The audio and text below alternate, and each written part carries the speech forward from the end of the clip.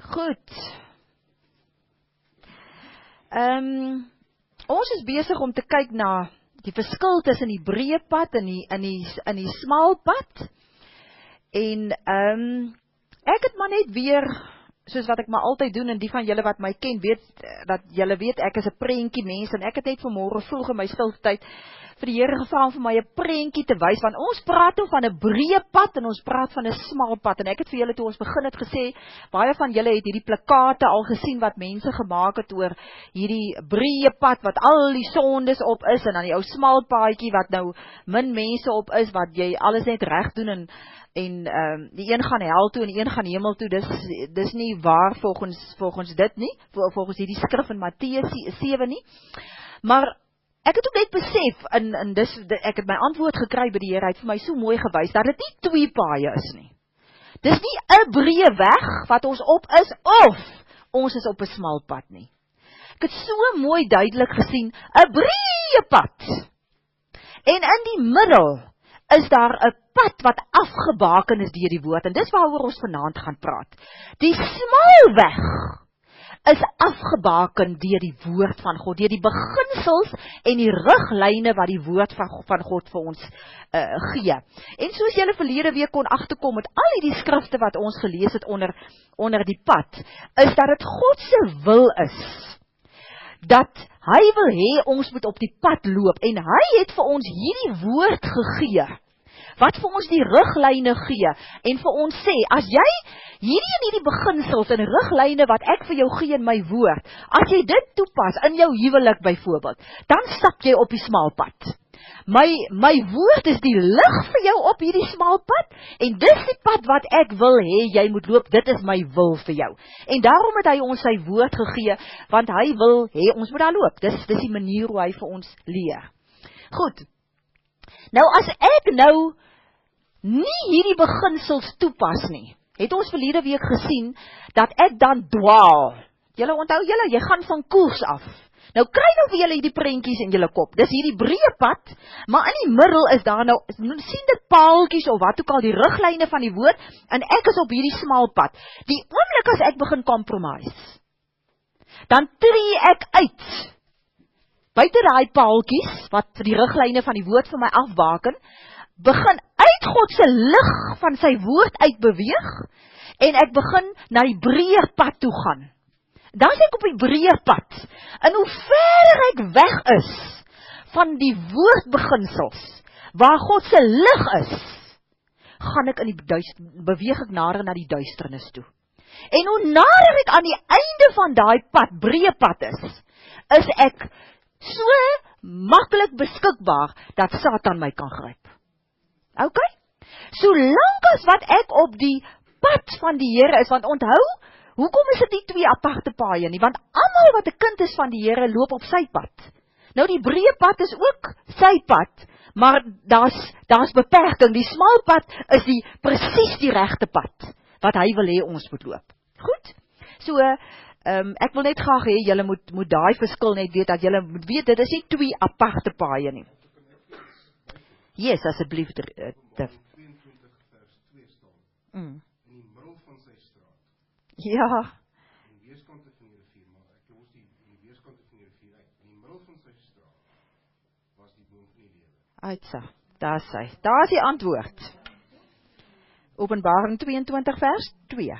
Daar is hy, dankie Div, dis nou perfek. En die boom van die lewe, soos ons weet, is die woord. Ok, kom ons blaai na Hebreërs 12 toe, want vanaand gaan ons kyk op watter manier God hierdie riglyne vir ons instel van sy woord, want hy wil mos hê, ons almal moet volgens daai riglyne lewe, en hy doen dit op sekere maniere. Nou die eerste manier is dit wat hier vir ons geskryf staan in Hebreërs 12 van vers 10 tot 13, deur tugtiging, deur tug. En weet julle, ek wens net dat ons het 'n ander betekenis gehad van tug. Ons het die regte betekenis gehad van tug, of ek wens eerder dat in die Afrikaanse Bybel sê die woord tug en straf nooit voorgekom nie, maar eerder dissipline, want dis eintlik wat dit is. Goed. Maar kom ons lees gou hierdie stukkie, vers 10. Hebreërs 12 vers 10. As jy die Message Bybel het, doen jouself 'n guns en gaan lees hom daar. Hy's pragtig daarin. Amplified ook, King James ook. Maar ek lees nou maar in die nuwe vertaling. Ek sal maar verduidelik soos wat as ons hierdie stukkie klaar gelees. Vers 10. Ons vaders, en hy praat hier van aardse vaders, het ons wel 'n kort tydjie na hulle goeddinke getug. Maar hy met 'n hoofletter, die Here, tug ons tot ons beswil. Onthou julle, ek het verlede week vir julle gesê, daar's 'n verskil tussen tug en straf. Straf is nooit tot jou beswil nie. Tugtiging is tot jou beswil. Goed. Hy tug ons tot ons beswil, sodat ons, wat is die doel daarvan? Sodat ons in sy heiligheid mag deel. Wanneer ons getug word, lyk die tug op daardie oomblik nie na iets om oor bly te wees nie, maar om oor te huil. Later lewer dit egter vir die wat daardie gevorm is 'n goeie vrug. Vrede, omdat hulle gehoorsaam is aan die wil van God. Versterk daarom die slap hande en die lam knieë en loop die reguit pad. Dan sal wat lam is nie uit lid raak nie, maar gesond word. OK. Goed. Ag, wonderlik. Dis goed. OK, ek gaan nou maar gou-gou vir julle net presies sê wat die betekenisse is van hierdie woord. Die King James praat van chastened. Dit is die Griekse woordjie paidio, wat beteken to train up a child. Dis presies dieselfde die woord wat gebruik word in Handelinge 7 vers 22 waar daar staan, Moses is opgelei deur die Egiptenaars en was opgelei om in woord en daad effektief te wees. Dis nie presies nie, maar dis waarop dit neerkom. Hy was opgelei deur die Egiptenaars. Opgelei, dis chastened, okay? Ook in Handelinge 22 vers 3 sê Paulus, hy was 'n leerling van Gamaliel en hy was opgelei in die wet en in al die voorgeslagtelike teachings. Okay? Opgelei. Met ander woorde, dis asof hy by 'n universiteit was, by 'n leerskool was en hy is getugtig. Sien julle, Afrikaans pas hierdie woord glad nie in nie. Tugtig is mos plathand? Glad nie. Alright. Dit beteken ook educate or discipline, instruct, learn and teach. Okay. Titus 2 vers 12, as jy soontoe wil blaai, gaan sommer gou vir jou vinnig sê, van vers 10 af praat hy van die leer. Die leer waarin ons opgelei word, gaan oor die genade van God, en dan sê hy, hierdie genade van die verlossing van Jesus Christus, dit voed ons op, om die wêreldse begeerlikhede te oorkom, en dan gaan hy verder aan. Dis presies waarvan hy praat. Sien julle weer hierso? Dis die leer van God se genade, die genade boodskap. Dit voed ons op. Dis hoekom hy sê, dis die goedheid van God wat ons tot bekering lei. OK. En hierdie chastened sê die Vine so mooi, hy sê it's a correction with words. It's reproving, die Afrikaans sê 'n aanmaning. Dit is admonishing. Admonishing beteken om te herinner. En dis presies wat Johannes 14 vers 26 sê, ons het dit verlede week ook gelees, dat die Heilige Gees leer en herinner ons aan die woord. Mense, dit is baie eenvoudig. So as ons praat hier van tugtiging, en ons sê die Heilige Gees kom leer en ons herinner ons aan die woord, en ons het nou gesien, dit is a correction with words, dan is dit nou, wanneer ek nou moet besluite neem, of ek moet of daar gebeur 'n situasie in my lewe, en die hele tyd is die Heilige Gees besig, om vir my te teach, met, dit is wat die woord sê. Hierdie ou het nou vir jou kwaad gemaak, maar die woord sê, moenie opvleend wees nie. Moenie sondig as jy kwaad word nie. Vergewe hom. Tree op 'n goeie manier op. Verstaan julle? So dit is wat hierdie woord beteken. Die Amplified praat van discipline and chastised. Die Griekse woord is sophronismos, en dit sê hy mooi is the saving of the mind. Dit is an admonishing or calling to soundness of mind, or of admonishing or calling of self-control. Met ander woorde, hier in my kop moet ek 'n soundness hê. Moet ek self-control hê. Ek moenie as ek iets hoor of iets sien, oorreageer nie. Wat is dit wat die Here vir my wil sê? Dit is presies wat in 2 Timoteus 1 vers 7 staan, die Gees van God, die Heilige Gees, gee ons nie 'n gees van vreesagtigheid nie, sê die ou vertaling. Maar, of van lafhartigheid sê die nuwe vertaling nie, maar van liefde en krag en selfbeheersing. Dis dit. So weer eens, wie is dit wat vir ons die vermoë gee om selfbeheersing te hê? Die Heilige Gees. Mense, en dis presies hoekom die Heilige Gees binne in ons woon. Die hele tyd is hy besig om met ons te praat, om vir ons te waarsku, om vir ons te sê, hier na hierdie kant toe, so moet jy sê, dit moet jy nie doen nie, die hele tyd. Sien julle hoe belangrik is dit, dat ons sy stem moet leer ken? Baie, baie belangrik.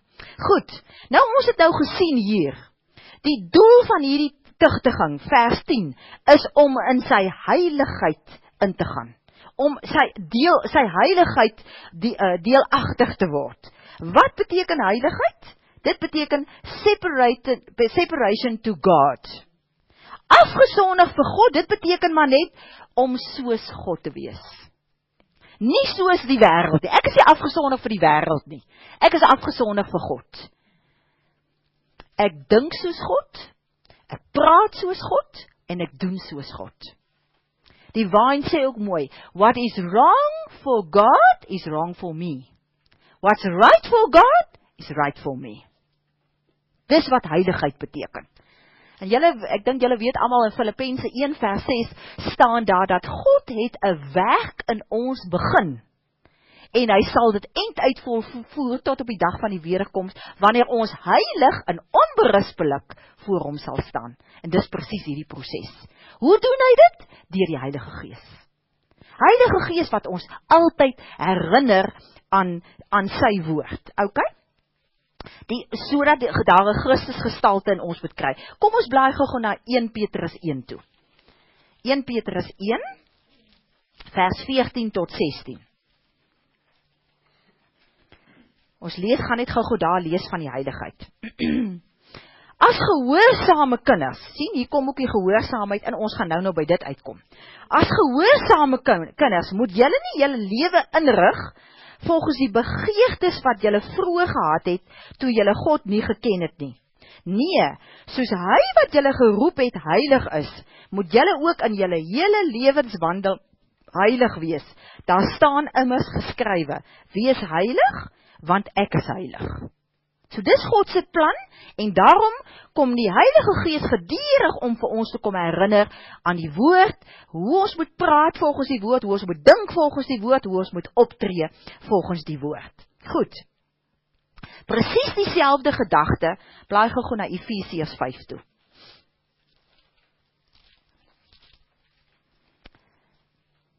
Waaraan kom herinner die Heilige Gees ons?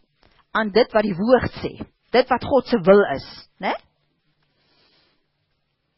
Hier in vers 26 en 27, dieselfde gedagte, Efesiërs 5. Dit het hy gedoen om die kerk aan God te wy. Die kerk aan God te wy beteken ook om hom af te sonder. Nadat hy dit met die water, nou die nuwe vertaling sê water en die woord, mense, dis nie reg nie. Jy kan maar gaan kyk in al die vertalings staan daar, die water van die woord. Die Amplified sê, the washing of water with the word. Met ander woorde, ons praat mos van die waterwassing van die woord. So dis dit. Nadat hy dit met die water van die woord gereinig het, sodat hy die kerk in volle heerlikheid by hom kan neem, sonder vlek of rimpel, of iets dergeliks, heilig en onberispelik. Sien julle weer hierso? So wat was my skoon van my eie begeertes, van my eie wil en van my eie sondige geaardheid? Die woord. Hoe meer ek die woord lees, hoe meer ek die woord hoor, hoe meer gaan ek daarvolgens optree. Sien julle hoe belangrik is dit om die woord te ken, in die woord te lees en in die woord te bly? Goed, nou wat gebeur nou? Wanneer ons nou so gedissiplineer word met die woord, elke keer as die Heilige Gees vir my sê, nee, jy moet nie nou dit doen nie, maak so, dan lyk hierdie tug vir my op daardie oomblik nie na iets om oor bly te wees. Hoekom? Hoekom is dit so? Want die ek wil mos doen wat die ek wil. Nou moet hierdie ek ingeperk word, die ek moet sterf, en die ek moet hom onderwerf aan dit wat die Heilige Gees sê. En dis nie lekker nie. Dis ons grootste stryd hier op aarde, mense. Die duiwel is nie ons stryd nie. Ons grootste stryd is om die eie ek te begrawe en toe te laat dat die Heilige Gees ons lewe bepaal. En nie my sondige aard nie. Goed. Maar as hierdie ek nou sterf, wat gebeur dan? Later lewer dit egter vir die wat daardeur gevorm is, 'n goeie vrug. Vrede, omdat hulle gehoorsaam is aan die wil van God. As ek nou nie my eie ding doen nie, en ek is gehoorsaam aan wat hierdie Heilige Gees vir my sê, en ek doen wat God se wil is, dan het ek 'n vrede, omdat ek doen wat reg is. Die Engels praat van is righteousness. The peaceful righteousness. Dis waarvan hy hier praat. Dis wat sy wil is. Dis, onthou julle, ken almal van Matteus 6 vers 33? Soek eers die koninkryk van God. Die Engels sê, and his righteousness. Wat is righteousness? En sy wil. Soek dit. Ek en jy moet dit soek. Dit moet ons gebed wees, mense. Dit moet elke dag, moet ons vir die Here sê, Here, vandag wil ek nie doen wat ek wil nie. Ek wil vandag doen aan u gehoorsaam wees en doen wat u wil hê ek moet doen. Sing julle saam? Matteus 5 vers 7, die bergpredikasie staan daar, geseënd is die wat honger na wat reg is. Honger en dors na wat reg is. Ondersoek jouself vanaand. Ondersoek jouself vanaand. Is dit een van jou lewensbeginsels? Dat jy vanaand hier kan sit en sê, ja, weet jy, ek soek. Ek soek dit om God se wil te doen. Ek wil God se wil in my huwelik toepas, in my optrede teenoor mense. Dit wat sy wil is, dit wat sy woordbeginsels is, daarvolgens wil ek leef. En wat sê hy dan? Dan loop ek die reguit pad. Kom ek gee vir julle 'n paar voorbeelde. Wanneer jy byvoorbeeld gaan melk en brood koop, deesdae moet jy R100 gee om dit te kan betaal, en jy tel jou kleingeld en jy sien, haha, ek het 'n bietjie geskoor vanaand. Ek het 'n bietjie te veel kleingeld gekry, en jy's lekker bly, nou gaan jy huis toe. Haha, brood en melk en brood amper verniet gekry. Weet jy dat dit jou gaan pla? Jy's buite God se wil. Jy's nie op die reguit smal pad nie. Maar wanneer jy teruggaan en sê, luister, jy het my R20 te veel klein geld gegee.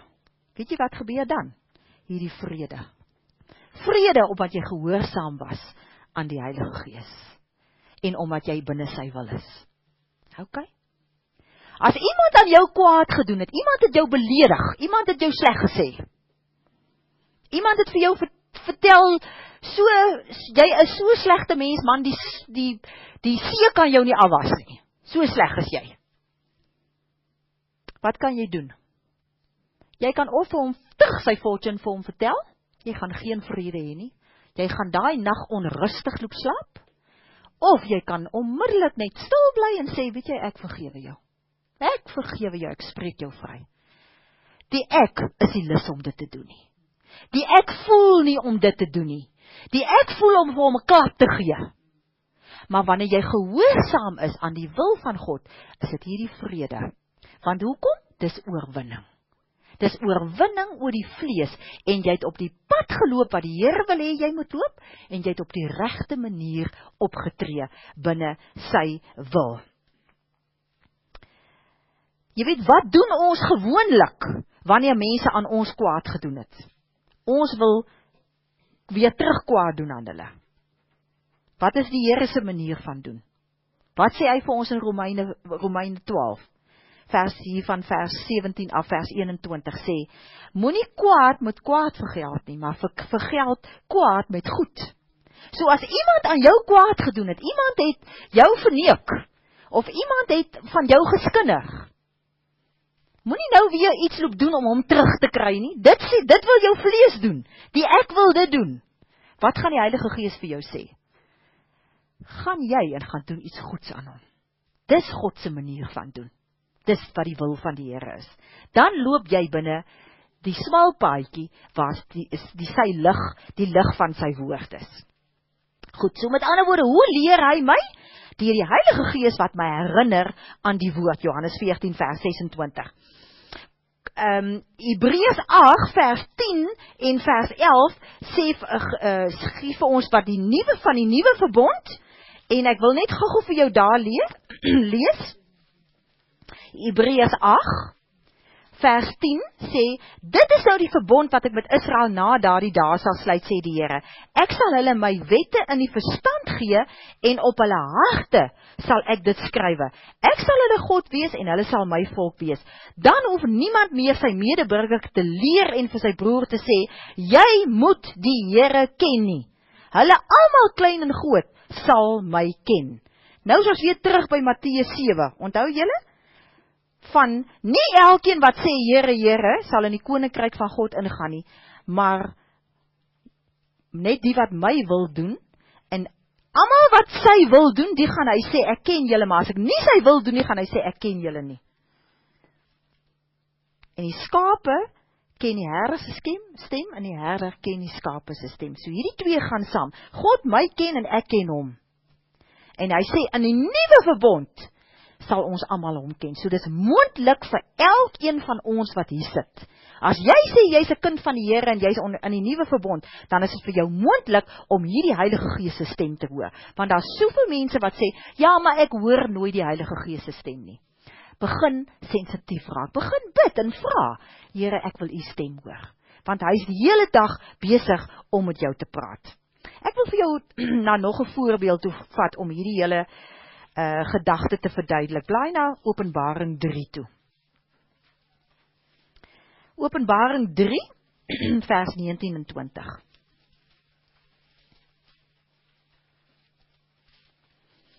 Vers 19 sê, ek bestraf en ek tug elkeen wat ek lief het.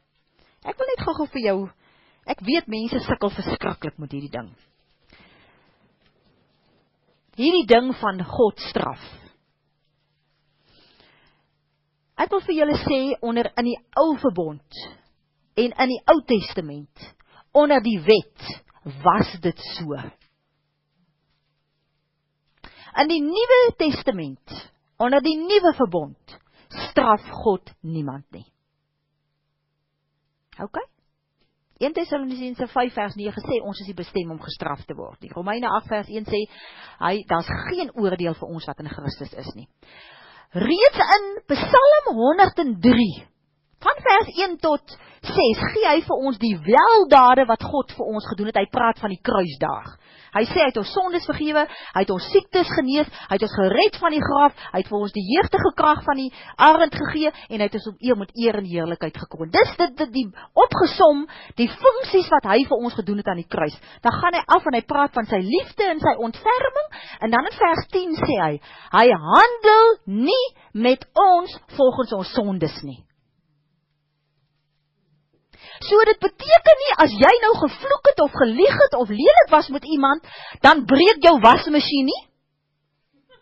Of jy het 'n padwiel, of jy maak 'n ongeluk, of jy raak siek, en dis nou omdat jy nou hierdie goed verkeerd gedoen het, nou straf God jou nie. Want ek sê nou vir julle, en julle kan maar dit ontken, 95% van ons wat hier sit, die oomblik as iets slegs met ons gebeur, eers in ons gedagte, wat het ek nou weer verkeerd gedoen? Stem julle? Ek vang myself ook partytjie uit. Dis so in my kop ingeprent al die jare. Dis ou verbond. Die Here het al ons sondes klaar vergewe. Ek gaan nie nou weer daaroor praat nie, want dis die vryspraak. Ek het bandjies daaroor, ek sal dit vir jou besef.